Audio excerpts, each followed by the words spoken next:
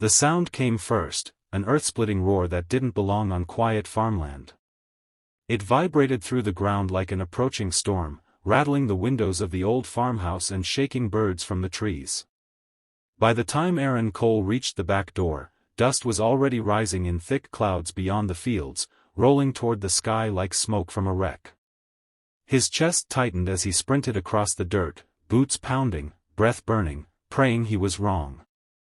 But when he cleared the slope and saw the massive dozer pushing through his western lot, metal claw raised like a beast's jaw, ripping into the structure he had spent years maintaining, his heart stopped cold. The silo, the one his father built by hand, the one that held more than grain, the one that stored decades of sweat, memories, bruised knuckles, and stories, was already half gone. The company had rolled onto his land without a call, without a letter, without permission. By the time he reached the men waving their arms and shouting over engines, the silo gave a final groan and collapsed inward, a lifetime swallowed whole in seconds. If you believe in fairness, kindness, and second chances, please like, comment, share, and subscribe to channel name. It truly helps stories like this reach more hearts. For a moment, Aaron didn't feel rage, only a strange kind of numbness that wrapped around his chest like wire.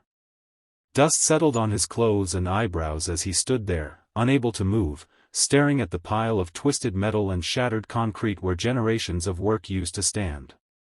The men on the machines motioned vaguely toward the neighboring property, saying something about a development, a site expansion, a misunderstanding. But Aaron knew his land like he knew the lines on his hands. The boundary wasn't in question, it was carved into his memory. His father had shown him the posts when he was barely tall enough to walk the rows.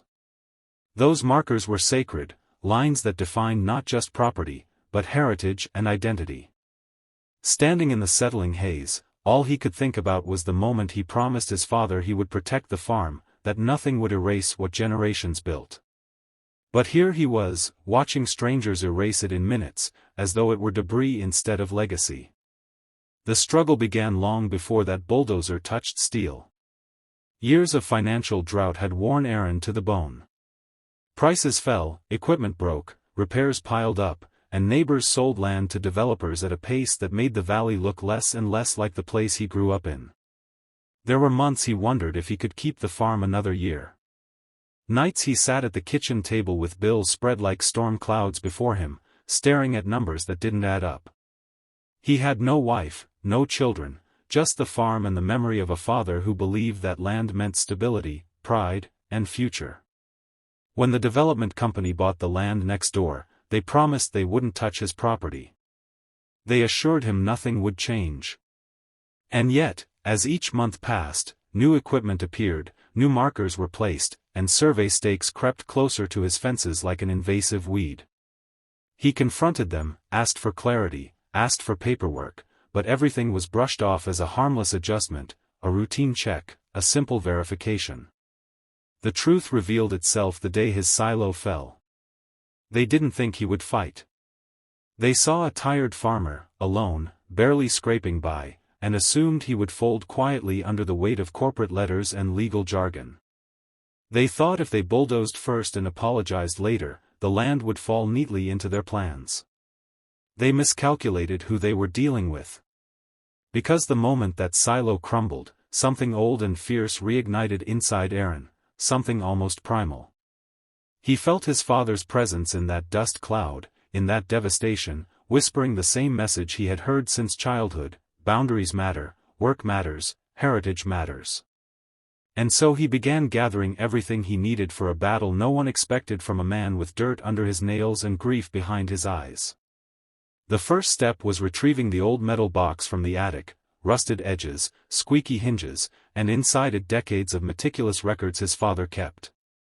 Boundary maps older than Aaron, survey certificates, land deeds, county signatures, photographs from a time before the development company even existed. His father believed in proof. In preparation. In guarding what you own with truth, not with fists.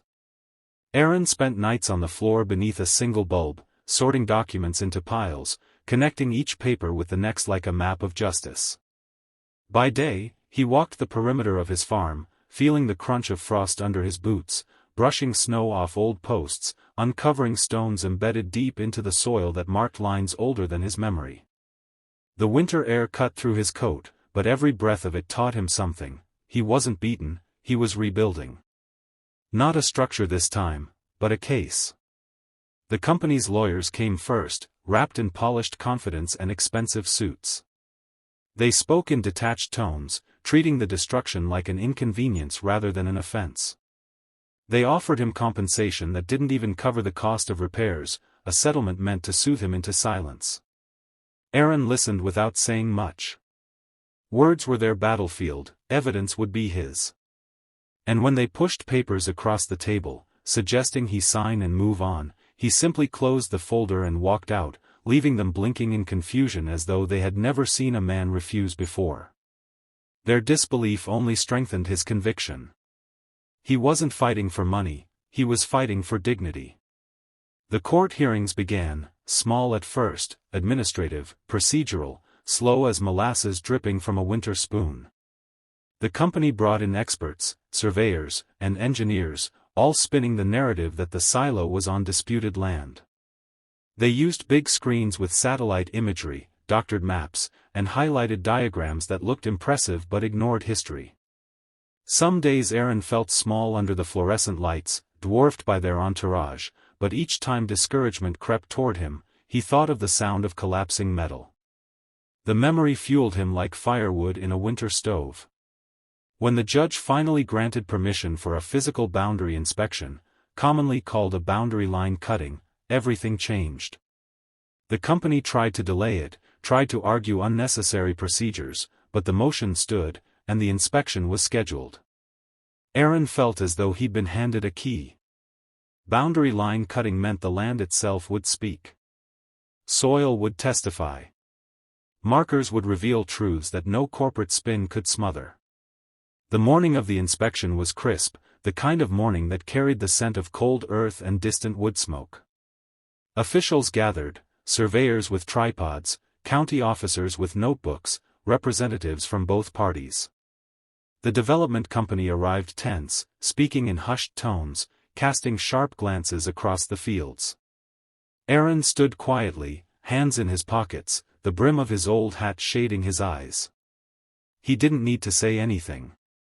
He would let the posts, stones, and measurements do the talking. One by one, the markers emerged exactly where they should have been, exactly where his father had shown him all those years ago. Stones placed by prior generations appeared under thin layers of soil. Wooden posts, though old and worn, aligned perfectly with recorded maps. Even the natural contours of the land matched a lineage of surveys preserved in county records.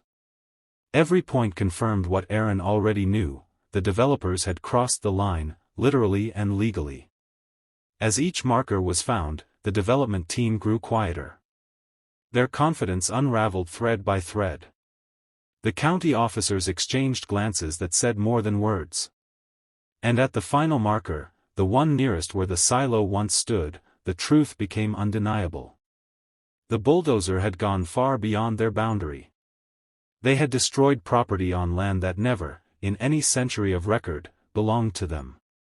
That moment felt like sunlight breaking through storm clouds. For the first time in months, Aaron felt the tightness in his chest ease. Not because he wanted revenge, but because the land had been heard. The heritage had been honored. The truth had risen from the soil. In court, the evidence landed like a hammer.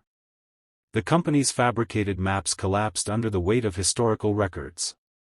Their confident attorneys struggled to counter proof that spanned generations. The judge's ruling was firm, decisive, and unwavering. The destruction was unlawful. The boundary had been violated. Compensation would be substantial and must cover not only the silo, but damages, restoration, and legal fees. The courtroom fell into a stunned silence as the verdict echoed against the wooden walls. Aaron remained still, absorbing the moment with quiet strength. He hadn't smiled much in months, but that day he did, slowly, with a release of breath that seemed to carry decades of weight out of his body. With the settlement, Aaron rebuilt.